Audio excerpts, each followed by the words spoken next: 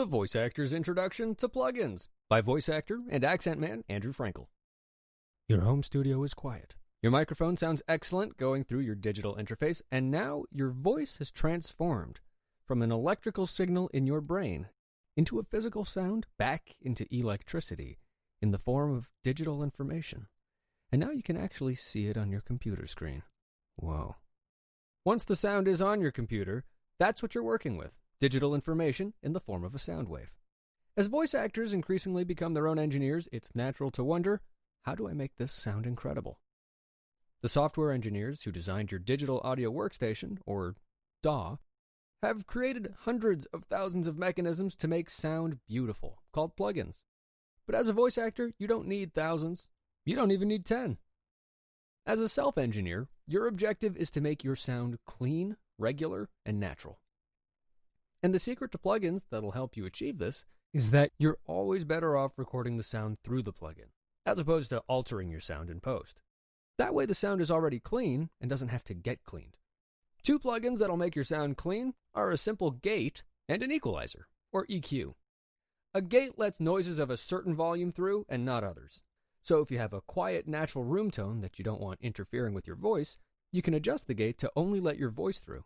You can make the gate gradual by slowing the attack and fall-off rates. Adjust them to fit your environment and make sure your voice isn't cutting out or jumping in. EQ can work the same way for frequencies. As a voice actor, the main frequencies you should generally avoid are bass frequencies. Every sound in the universe has some of every kind of frequency.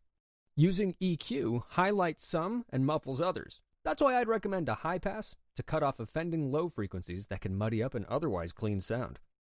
As with all plugins, subtlety is key. So if your sound suddenly becomes very tinny, your high pass is too high. For regularity, audio engineers rely on compression.